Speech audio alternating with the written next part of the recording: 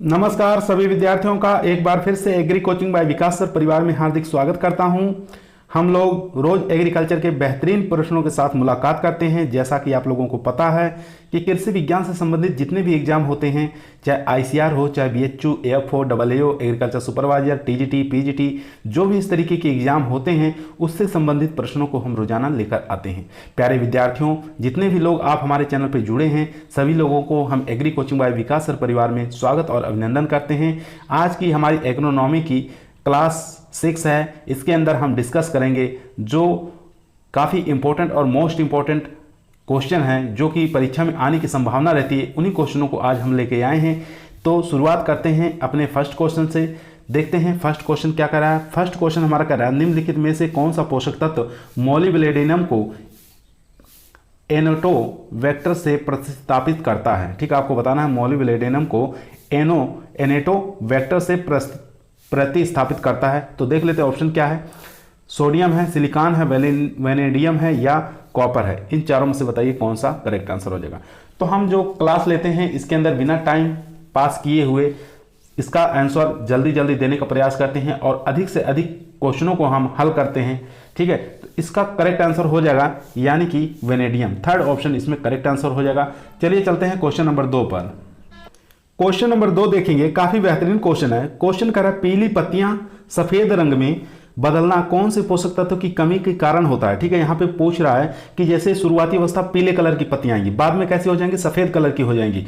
तो ये लक्षण कौन से पोषक तत्व की कमी के कारण होता है। देखते हैं, कॉपर है, यमयान है, क्लोरीन है या फर्स्ट और सेकंड दोनों सही है। इन चारों में से बताइए कौन सा करेक्ट आंसर हो जाएगा। तो इसका करेक्ट आंसर हो जाएगा मेरे दोस्त यानी कि फर्स्ट और सेकंड दोनों ऑप्शन एकदम करेक्ट हैं। ठीक है, कॉपर भी और मैग्नीज भी, इन दोनों ऑप्शन एकदम हमारे करेक्ट हैं। और जेडेन में भी होता है यानी कि सफेद पत्तियां हो जाती हैं, लेकिन इसमें क्या होता है, जेडेन में सफेद जैसे ही मतलब शुरुआती अवस्था में ही इसमें सफेद पत्तियां आ जाती हैं। ठीक है, शुरुआती अवस्था जैसे ही निकलती हैं वैसे ही सफेद हो जाता है, यानी कि उसमें पीली पत्तियां पहले नहीं होती हैं बाद में सफेद, ऐसी कोई प्रक्रिया नहीं होती। उसमें शुरू से ही क्या होती है, पत्तियां उसकी सफेद रंग की हो जाती हैं।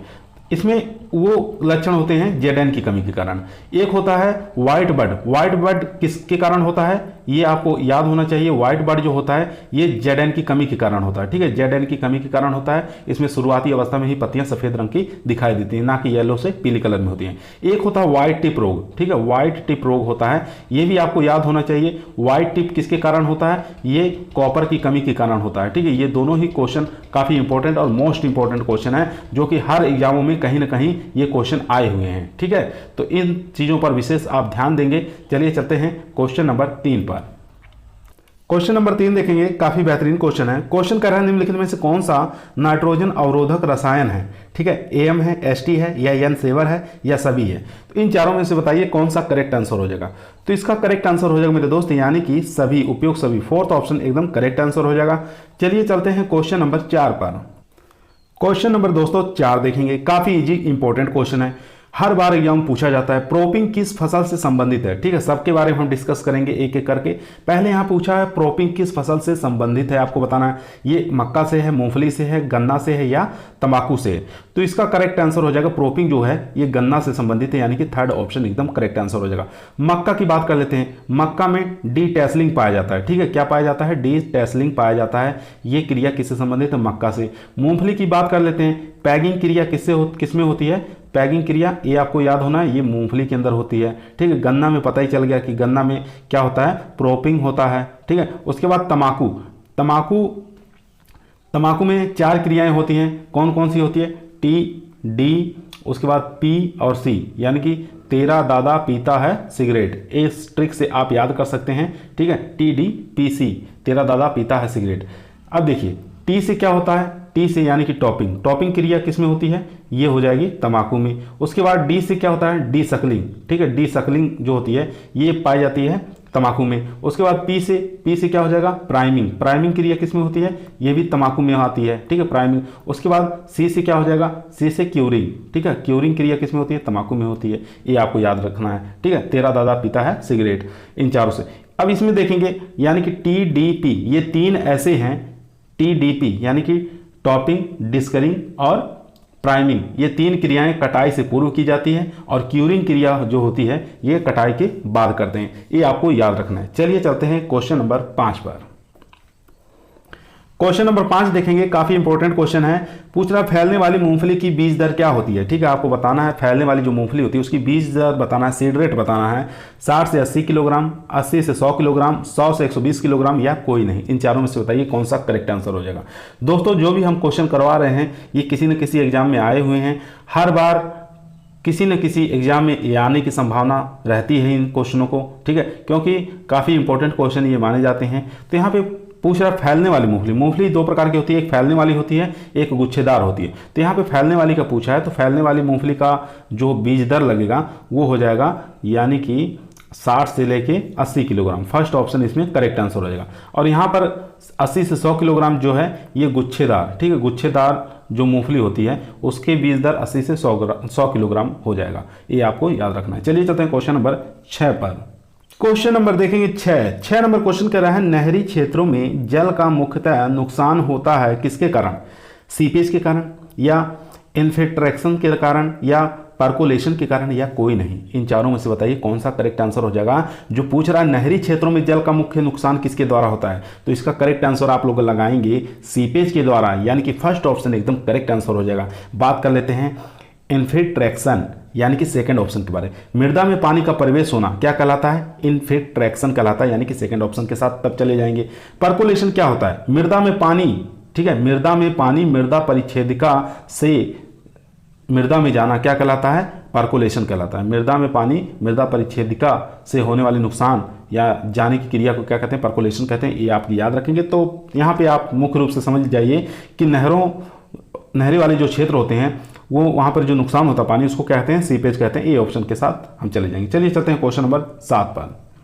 क्वेश्चन नंबर 7 देखेंगे, काफ़ी इजी क्वेश्चन है। मृदा में कार्बनिक पदार्थ में कार्बन की मात्रा होती है। ठीक है, सबसे पहले बता दे रहे हैं, एक स्ट्रक्चर के द्वारा आपको समझा दे रहे हैं कि इस प्रकार से आपको याद रखना है कि 25% जो होता है हमारा क्या होता है, ये वायु हो जाएगा। ठीक है, 25% क्या हो जाएगा, ये हमारा जल हो जाएगा। ठीक है, और उसके बाद 5% जो हमारा होता है ये क्या हो जाएगा, ये कार्बन पदार्थ होता है। ठीक है, कार्बनिक पदार्थ होते हैं। ठीक है, कार्बन नहीं पूछ रहा है, ये यहाँ पे कार्बनिक पदार्थ है 5%। ठीक है, उसके बाद खनिज पदार्थ कितने परसेंट पाया जाता है, ये आपको याद होना चाहिए, 45% खनिज पदार्थ पाया जाता है। ठीक है, खनिज पदार्थ पाया जाता है।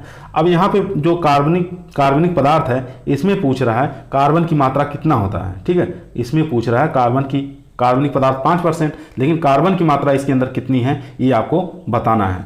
चलिए देखते हैं क्या इसका सही हो जाएगा। तो यहाँ पे इसका करेक्ट आंसर हो जाएगा 58%। ठीक है, सेकंड ऑप्शन एकदम करेक्ट आंसर हो जाएगा।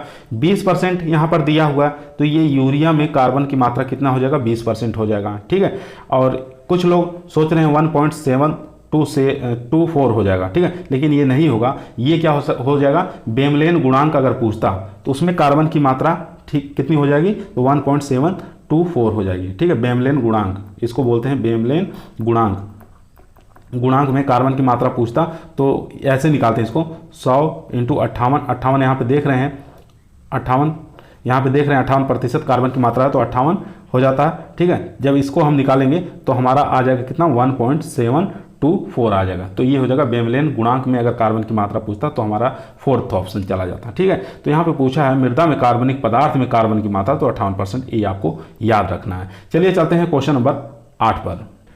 क्वेश्चन देखेंगे यहाँ पे, मृदा में CO2 ठीक है, CO2 की मात्रा कितने गुना अधिक होती है, ये आपको बताना है। यहाँ पे CO2 लिखा है कि मात्रा कितने गुना अधिक होती है।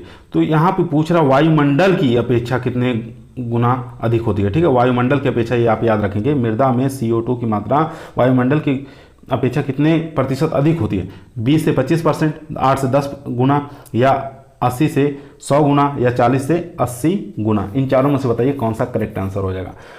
तो इसका करेक्ट आंसर हो जाएगा यानी कि 8 से 10 गुना। सेकंड ऑप्शन एकदम हमारा करेक्ट आंसर हो जाएगा। वायुमंडल में वायु की मात्रा कितनी पाई जाती है ये आपको याद होना चाहिए। वायु की मात्रा, तो वायुमंडल में वायु की मात्रा पाई जाती है 0.03%। ठीक है, अब जो वर्तमान में है 0.04% है, ये भी आपको याद होना चाहिए। और मृदा में वायु की मात्रा, ये भी आपको याद होना चाहिए, मृदा में वायु की मात्रा कितनी परसेंट पाई जाती है, 0.25 से लेके 0.30% पाई जाती है, ये आपको याद होना चाहिए। तो इसकी अपेक्षा इसमें कितने गुना अधिक होंगे, 8 से 10 गुना अधिक पाया जाता है। ठीक है, चलिए चलते हैं क्वेश्चन नंबर 9 पर। क्वेश्चन नंबर 9 देखेंगे। क्वेश्चन नंबर 9 कह रहा है निम्नलिखित में से कौन सा अधातु मृदा भूपपड़ी में, ये भू रहेगा, भूपपड़ी में सबसे अधिक पाया जाता है। ठीक है, मृदा भूपपड़ी में सबसे अधिक पाया जाता है। अधातु पूछा है यहाँ पर, ये आपको याद रखना है। ठीक है, दो प्रकार के होते हैं, एक अधातु होता है, ठीक है, अधातु होता है, दूसरा आप याद रखेंगे धातु में। ठीक है, दोनों में से कोई भी पूछ ले तो आपको याद होना चाहिए एकदम। धातु की बात करें तो धातु में एल्युमिनियम, एल्युमिनियम के बाद Fe पाया जाता है। ठीक है, अधातु में सबसे ज़्यादा किसमें, ऑक्सीजन में। ठीक है, उसके बाद किसमें, सिलिकॉन में। ऑक्सीजन में याद रखेंगे कितना, 46%। ठीक है, इसमें कितना, 46% ये याद रखेंगे। और सिलिकॉन में कितना याद रखेंगे, ये 27%। और एल्यूमिनियम में आप याद रखेंगे 9% और इसमें याद रखेंगे 5%। अब आपको चाहे अधातु का पूछे चाहे धातु का पूछे, ठीक है, कोई भी पूछे तो आप यहाँ से एकदम करेक्ट आंसर कर ले जाएंगे आसानी से। तो यहाँ पे पूछा है अधातु के बारे में पूछा है, अधातु में देख सकते हैं सबसे ज़्यादा किसमें है, ऑक्सीजन में, यानी कि फर्स्ट ऑप्शन हमारा इसमें करेक्ट आंसर हो जाएगा। ठीक है, अगर ऑक्सीजन नहीं दिया तो आप सिलिकॉन के साथ जाएंगे, SI। ठीक है, इसमें 27% पाया जाता है। धातु के बारे में पूछे तो एल्युमिनियम के साथ जाएंगे, उसके बाद फेरस के साथ जाएंगे। चलिए चलते हैं क्वेश्चन नंबर 10 पर। क्वेश्चन नंबर 10 देखेंगे। यहाँ पे 10 नंबर क्वेश्चन कह रहा है निम्नलिखित में से कौन सा उपकरण का उपयोग पत्तियों का तापमान ज्ञात करने में किया जाता है। काफी इंपॉर्टेंट है। ठीक है, तो देखते हैं विंड वैन जो होता है इसका उपयोग करते हैं वायु की दिशा में। किसमें करते हैं, वायु की दिशा ज्ञात करने में करते हैं, किसका, विंड वैन का। ठीक है, ये आपको याद होना चाहिए। उसके बाद एनीमोमीटर, एनीमोमीटर का प्रयोग करते हैं वायु की गति ज्ञात करने में। ठीक है, वायु की गति ज्ञात करने में किसका प्रयोग करते हैं, ये किया जाता है एनीमोमीटर का। इंफ्रारेड थर्मोमीटर का प्रयोग किसमें करते हैं, ये पत्तियों की तापमान ज्ञात करने के लिए। ठीक है, जो यहाँ पे क्वेश्चन पूछा है कि पत्तियों का टेम्परेचर ज्ञात किससे किया जाता है, तो हमारा करेक्ट आंसर हो जाएगा इंफ्रारेड थर्मोमीटर। ये तीन जो यंत्र हैं, ये ऊपर वाले विंड वैन, एनीमोमीटर और इंफ्रारेड थर्मोमीटर, ये हर एग्जाम में पूछे जाते हैं घुमा फिरा के, तो ये आपको रट लेना है, याद कर लेना है एकदम। ठीक है, चलिए चलते हैं क्वेश्चन नंबर 11 पर। क्वेश्चन देखेंगे मूंग में गुणसूत्र होता है। ठीक है, पहले हम याद करेंगे कि मूंग जो होती है खरीफ सीजन की फसल है या रबी सीजन की। तो मूंग एक प्रकार की खरीफ सीजन की फसल होती है। ठीक है, दलहनी फसल है, ये आपको याद होना चाहिए। अब देखिए, दलहनी फसल दो प्रकार की होती है। ठीक है, एक होती है खरीफ वाली, ठीक है, एक कौन सी होती है, खरीफ वाली, एक होती है रबी वाली। अब आपको यहाँ से हम समझा देंगे कि खरीफ वाली जितनी दलहनी फसल होती हैं, ठीक है, उनका गुणसूत्र संख्या होता है 2n बराबर 22 होता है। ठीक है, और जितनी रबी वाली क्रॉप्स होती हैं यानी कि दलहनी, उनका क्रोमोजोम नंबर होता है 2n बराबर 14। ये आपको याद होना चाहिए। अपवाद क्या है इसमें, अपवाद भी आपको याद रखना है कि एक खरीफ की जो फसल है अपवाद के रूप में उसको कहते हैं कुल्थी। ठीक है, कुल्थी एक दलहनी फसल है, कुल्थी, इसमें गुणसूत्र संख्या होते हैं 2n बराबर 24 होते हैं। ठीक है, 2n बराबर 24 होता है, ये आपको याद होना चाहिए। और रबी में एक अपवाद है, ठीक है, जिसको काबुली चना बोलते हैं, काबुली चना। ठीक है, काबुली चना कह सकते हैं, इसका गुणसूत्र संख्या होता है 2n बराबर 16, ये आपको याद होना चाहिए। बाकी जितनी भी रबी की दलहनी फसलें हैं उनका क्रोमोजोम नंबर 2n बराबर 14 रहेगा, काबुली चना को छोड़ के, क्योंकि काबुली चना एक अपवाद है, इसका क्रोमोजोम नंबर होता है 2n बराबर 16। और जितनी भी खरीफ सीजन की ये दलहनी फसल है उनका क्रोमोजोम नंबर होता है 2n बराबर 22। अपवाद में याद रखेंगे कुल्थी, इसका क्रोमोजोम नंबर होता है 2n बराबर 24 याद रखेंगे। अब देखिए यहाँ पे मूंग कैसी है, खरीफ सीजन की है, तो खरीफ में अभी हम बताएं कितना, 2n बराबर 24, तो हम जाएंगे सेकंड ऑप्शन के साथ, एकदम करेक्ट आंसर हो जाएगा। चलिए चलते हैं क्वेश्चन नंबर 12 पर। क्वेश्चन नंबर 12 काफी इंपॉर्टेंट क्वेश्चन है। पूछ रहा है लवणीय मृदा को सुधारने के लिए किस विधि का प्रयोग किया जाता है या कौन सी विधि इसमें प्रयोग में लाई जाती है। दोस्तों, अगर आप लोग हमारे चैनल पर नए आए हैं, हमारा वीडियो अच्छा लग रहा हो, अगर आप एग्रीकल्चर के स्टूडेंट हैं तो हमारे चैनल को सब्सक्राइब जरूर कर लें, क्योंकि हम रोजाना इसी तरीके की वीडियो को लेकर आते रहते हैं। ठीक है, अब तो आप लोगों का पेट का एग्जाम भी समाप्त हो गया, अब अपनी तैयारी में आप लोग लग जाइए, एग्रीकल्चर को एकदम रट डालिए, एकदम कंप्लीट कर लीजिए। ठीक है, आपको सभी एग्रीकल्चर के जितने भी कोर्स वाइज कोर्स यहाँ पे फ्री में क्लासें आप लोगों को उपलब्ध रहेंगी, फ्री क्लास दी जा रही है यूट्यूब के माध्यम से। चलिए देखते हैं क्वेश्चन नंबर हमारा कह रहा है 12 कि लवणीय मृदा में सुधारने के लिए किसका प्रयोग करते हैं? जिप्सम का, चूना का, लीचिंग का या सभी का? तो आप लोगों को मालूम होना चाहिए जिप्सम का प्रयोग हम क्षारीय भूमि में सुधार के लिए प्रयोग करते हैं, ठीक है, क्षारीय मृदा में सुधारने के लिए प्रयोग करते हैं। चूना का प्रयोग हम अम्लीय भूमि को सुधारने के लिए करते हैं, ठीक है, अम्लीय भूमि को सुधारने के लिए किया जाता है। और यहाँ पे लीचिंग है, लीचिंग जो होता है ये लवणीय भूमि को सुधारने के लिए में प्रयोग करता है, ठीक है। तो हमारे क्वेश्चन का करेक्ट आंसर हो जाएगा लीचिंग, यानी कि थर्ड ऑप्शन के साथ चले जाएंगे। चलिए चलते हैं क्वेश्चन नंबर 13 पर। क्वेश्चन नंबर 13 देखेंगे, यूट्रिफिकेशन में कौन सा पोषक तत्व की मात्रा बढ़ जाती है, ठीक है, काफी इंपॉर्टेंट है। सबसे पहले देखेंगे यूट्रिफिकेशन होता क्या है, ठीक है। जलाशय जो होते हैं, जलाशयों में पोषक तत्व की मात्रा बढ़ जाने की क्रिया को क्या कहते हैं? यूट्रिफिकेशन कहा जाता है। ये आपको याद होना चाहिए। अब किस पोषक तत्व की मात्रा बढ़ती है? तो इसका करेक्ट आंसर हो जाएगा यानी कि फास्फोरस की मात्रा उसमें बढ़ जाती है। दो ऑप्शन आपको याद होना चाहिए, एक फास्फोरस याद रखेंगे, एक नाइट्रोजन याद रखेंगे। अगर ऑप्शन में नाइट्रोजन और फास्फोरस दोनों दिया है तब आप किसके साथ जाएंगे? फास्फोरस के साथ जाएंगे। अगर फास्फोरस नहीं दिया तो नाइट्रोजन के साथ जाएंगे। ये आपको याद होना चाहिए। चलिए चलते हैं क्वेश्चन नंबर 14 पर। क्वेश्चन देखेंगे, क्वेश्चन कर रहा है जिप्सम का सूत्र क्या होता है? बहुत बार एग्जाम में पूछा जाता है, तो जिप्सम का सूत्र आपको याद होना चाहिए। और जिप्सम में कैल्शियम कितना पाया जाता है और सल्फर कितना पाया जाता है, दो पोषक तत्व तो आपको मिलते हैं जिप्सम के अंदर। तो यहाँ पे देख सकते हैं कैल्शियम यहाँ पे आपको दिखाई दे रहा है और सल्फर भी आपको दिखाई दे रहा है, ठीक है। तो हमारा क्वेश्चन करेक्ट आंसर यही हो जाएगा, यानी कि जिप्सम का सूत्र क्या होता है? कैल्शियम हो जाएगा, ठीक है, SO4 हो जाएगा और 2H2O हो जाएगा, ठीक है। ये होता है जिप्सम का सूत्र। अब इसमें देखिए दो पोषक तत्व तो मिलते हैं, एक सल्फर पोषक तत्व तो मिलता है, एक कैल्शियम मिलता है, ठीक है। अब इसमें कितनी कितनी मात्रा पाई जाती है ये आपको याद होना चाहिए। सल्फर की मात्रा पाई जाती है 18.6%, ये आपको याद होना चाहिए। और कैल्शियम की मात्रा 29.4% पाई जाती है, ये आपको याद होना चाहिए, ठीक है। अब इसमें हमेशा ये याद रखेंगे कि कैल्शियम की मात्रा जिप्सम में अधिक पाई जाती है, 29.4 पाई जाती है, ना कि सल्फर की मात्रा अधिक पाई जाती है। तो हमारा क्वेश्चन फर्स्ट ऑप्शन एकदम सही हो जाएगा। चलिए चलते क्वेश्चन नंबर 15 पर। क्वेश्चन नंबर 15 देखेंगे, पूछ रहा ई मीटर किससे संबंधित है, ठीक है। ई मीटर पूछ रहा है किससे संबंधित है, ये आपको बताना है। काफ़ी इंपॉर्टेंट और लाजवाब क्वेश्चन है, ठीक है। तो ई मीटर फुहारा से है, बूंद बूंद सिंचाई से है, कोरोगेशन से है या सरज विधि से? तो इसका करेक्ट आंसर हो जाएगा मेरे दोस्त, यानी कि बूंद बूंद सिंचाई से ई मीटर संबंधित है, ठीक है। यानी कि सेकंड ऑप्शन इसमें करेक्ट आंसर हो जाएगा। अगर नोजल का पूछता तो हम जाते फुहारा के साथ, ठीक है। और ऑफ एंड कोर्स से पूछता, ठीक है, ऑफ एंड कोर्स से तो सरज विधि का प्रयोग किया जाता है। तो हमारे क्वेश्चन का करेक्ट आंसर हो जाएगा यानी कि बूंद बूंद सिंचाई, सेकंड ऑप्शन के साथ एकदम करेक्ट आंसर है। चलिए चलते हैं क्वेश्चन नंबर 16 पर। क्वेश्चन देखेंगे 16, कह रहा है किस विधि में धान को सिंचाई करते हैं, ठीक है। धान की सिंचाई कौन सी विधि द्वारा करते हैं, तो ये आपको बताना है। पहला ऑप्शन है बूंद बूंद विधि, दूसरा है फुहारा विधि, तीसरा है प्रवाह विधि, चौथा ऑप्शन है क्यारी विधि।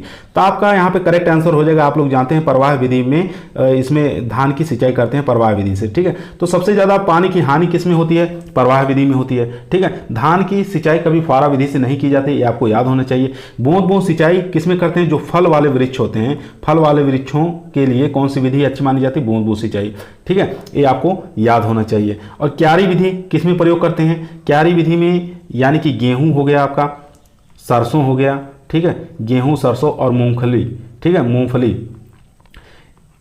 इन सब फसलों में हम किससे सिंचाई की सबसे अच्छी विधि कौन सी मानी जाएगी? क्यारी विधि। गेहूं, सरसों, मूंगफली के लिए सबसे अच्छी विधि क्यारी विधि। प्रवाह विधि धान के लिए हो जाएगी, बूंद बूंद सिंचाई फल वाले वृक्षों के लिए। और कभी कभी पूछ लेता है कि सबसे ज्यादा पानी जो नुकसान होता है या सबसे ज़्यादा हानि जो होती है वो प्रवाह विधि में होता है, ये आपको याद रखना है। और सबसे ज़्यादा पानी की बचत कौन सी विधि में होती है? तो बूंद बूंद विधि में सबसे ज़्यादा बचत होती है, ये आपको याद रखना है। अगर बूंद बूंद विधि नहीं दिया है तो आप फुहारा के साथ सेकंड ऑप्शन पे जा सकते हैं। चलिए चलते हैं क्वेश्चन नंबर 17 पे। क्वेश्चन देखेंगे, क्वेश्चन करा धान में सिंचाई की क्रांतिक अवस्था कौन सी होती है? CRI अवस्था, बूटिंग अवस्था, टैसलिंग विधि या फूल आने से पहले? तो आप लोग जानते हैं कि धान के अंदर जो सिंचाई करते हैं उसकी क्रांतिक अवस्था जो मानी गई है वो बूटिंग अवस्था मानी गई है, यानी कि सेकंड ऑप्शन इसमें करेक्ट आंसर होगा। CRI क्राउन रूट इरिगेशन, ये किस में करते हैं? गेहूं के अंदर सिंचाई क्रांतिक अवस्था जो 21 दिन पे करते हैं, 21 से 25 दिन पर, ठीक है, ये आपको याद होना चाहिए। टैसलिंग किस में होता है? मक्का में, ठीक है, मक्का में याद रखेंगे। और उसके बाद फूल आने से पहले सिंचाई किस में करते हैं? तो ये चने में करते हैं, ठीक है, ये यहाँ पे आप याद रखेंगे चने में करते हैं। जितनी भी दलहनी फसलें होती हैं उसमें सिंचाई की 2 क्रांतिक अवस्थाएं, एक फूल आते समय करते हैं, एक फली बनते समय, 2 समय। लेकिन चने में याद रखेंगे कि फूल आने से पहले सिंचाई करेंगे, अगर फूल आते समय सिंचाई कर देंगे तो उसमें फूल जो होते हैं वो झड़ जाते हैं, ये आपको याद रखना है। ठीक है, चलिए हाँ, तो हमारे क्वेश्चन का यहाँ पे करेक्ट आंसर हो गया सेकंड ऑप्शन बूटिंग अवस्था। चलिए क्वेश्चन नंबर 18 पर क्वेश्चन देखेंगे। क्वेश्चन कह रहा है सूर्य से पृथ्वी तक आने में किरणों को कितना समय लगता है? 5 minute 20 second, 8 minute 20 second, 500 second या 2 और 3 दोनों सही हैं। इन चारों में से बताइए कौन सा करेक्ट आंसर हो जाएगा।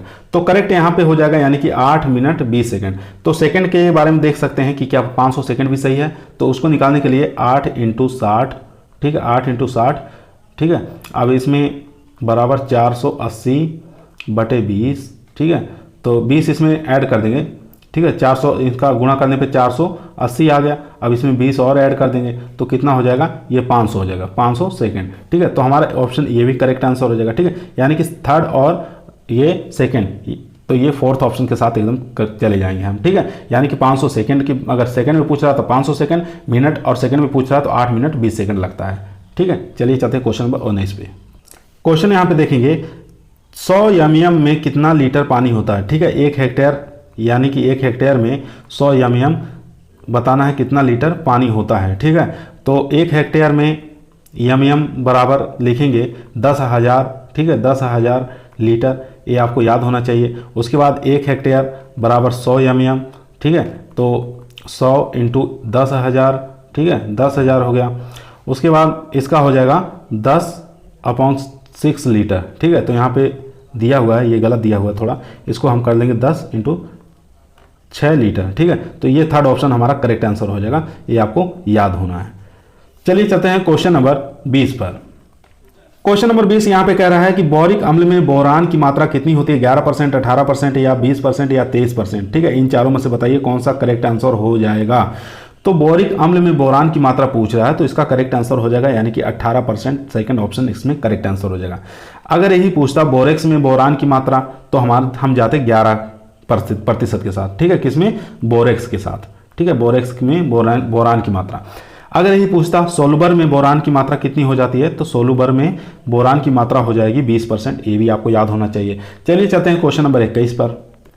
यहाँ पे देखेंगे क्वेश्चन नंबर 21 कह रहा है वायुमंडल में CO2 की सांद्रता पर क्या प्रभाव पड़ रहा है? काफी इंपॉर्टेंट क्वेश्चन है। बढ़ रही है, घट रही है, कोई प्रभाव नहीं पड़ रहा है या कोई नहीं। तो CO2 की मात्रा पहले कितनी थी, ठीक है, ये आपको याद होना चाहिए। पहले थी हमारी 0.03%, ठीक है। वर्तमान में क्या है, अब ये बढ़कर कितनी हो गई है, बढ़कर ये 0.04% हो गई।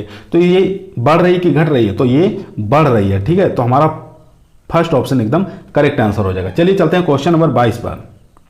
क्वेश्चन देखेंगे क्वेश्चन नंबर 22 कह रहा है निम्नलिखित में से कौन सी फसल नाइट्रोजन का स्थिरीकरण नहीं करती है, ठीक है। यहाँ पे क्वेश्चन ध्यानपूर्वक पढ़ना है। यहाँ पे पूछ रहा है कौन सी फसल नाइट्रोजन का स्थिरीकरण नहीं करती। चना एक दलहनी फसल है जो कि नाइट्रोजन का स्थिरीकरण करती है, ये आपको याद होना चाहिए। राजमा भी एक प्रकार की दलहनी फसल है, ये क्या नाइट्रोजन का स्थिरीकरण नहीं करती है, ये आपको याद होना चाहिए। मक्का भी नाइट्रोजन का स्थिरीकरण नहीं करती है। तो हमारा करेक्ट आंसर हो जाएगा यानी कि 2 और 3, ठीक है, फोर्थ ऑप्शन एकदम करेक्ट आंसर हो जाएगा। चलिए चलते हैं क्वेश्चन नंबर 23 पर।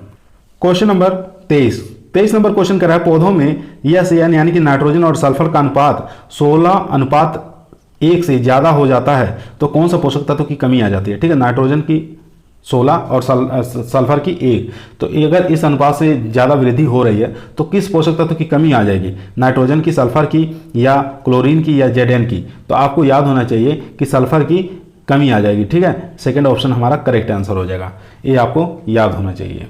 चलिए चलते हैं क्वेश्चन नंबर 24 पर। क्वेश्चन नंबर 24 कर रहा है क्षेत्र क्षमता में जल मृदा में किस बार पर उपस्थित होता है, ठीक है। बार पूछ रहा है किस बार पर उपस्थित होता है। क्षेत्र क्षमता क्या होता है, किसी भी मृदा में अगर हम जल दे रहे हैं, पानी दे रहे हैं, तो 2 से 3 दिन बाद जो उसके खेत के अंदर पानी बचा रहता है उसको हम कहते हैं क्षेत्र क्षमता, ठीक है, जल कहा जाता है। ये आपको याद होना चाहिए। तो वह कितनी मात्रा में बचा रहता है, कितनी बार बचा रहता है, ये बार रहेगा, ठीक है, कितनी बार बचा रहता है, प्लस 1/3 बार, -1/3 बार या -15 बार या -60 बार। ये इसमें से बताइए कौन सा करेक्ट आंसर हो जाएगा। तो इसका करेक्ट आंसर हो जाएगा 1/3 बार, माइनस में रहेगा, यानी कि सेकंड ऑप्शन इसमें करेक्ट आंसर हो जाएगा। चलिए चलते हैं क्वेश्चन नंबर 25 पर, जो कि आज के वीडियो का हमारा लास्ट सवाल रहेगा। क्वेश्चन नंबर 25 आज का लास्ट क्वेश्चन है। कह रहा है पीडब्ल्यूपी का सूचक पौधा क्या होता है। पीडब्ल्यूपी का अर्थ क्या होता है? पीडब्ल्यूपी को कहते हैं स्थायी मलानी बिंदु कहा जाता है। ठीक है, क्या कहते हैं? स्थायी मलानी बिंदु कहा जाता है, ये आपको याद होना चाहिए। तो इसका सूचक पौधा क्या है? सूरजमुखी है, चुकंदर है, गेहूं है या चना है? तो इसका करेक्ट आंसर हो जाएगा मेरे दोस्त यानी कि सूरजमुखी। ठीक है, पीडब्ल्यूपी का सूचक पौधा क्या है? यानी कि सूरजमुखी है, ये आपको करेक्ट याद होना चाहिए। तो आज की वीडियो हमारी यहीं समाप्त हुई। अगर आप लोगों को अच्छी लगी हो तो आप एक लाइक जरूर करिए। ठीक है, और इसी प्रकार का वीडियो रोजाना हम बनाते रहते हैं और अच्छे अच्छे क्वेश्चनों को हम लेकर आते हैं, मेहनत से लेके आते हैं, ताकि आप लोग कोई भी एग्रीकल्चर का कंपटीशन एग्जाम में बैठ रहे हैं तो आप वहाँ पर किसी प्रकार की दिक्कत ना हो, आराम से क्वालिफाइड कर जाएं। ठीक है, चलिए सभी लोगों को धन्यवाद।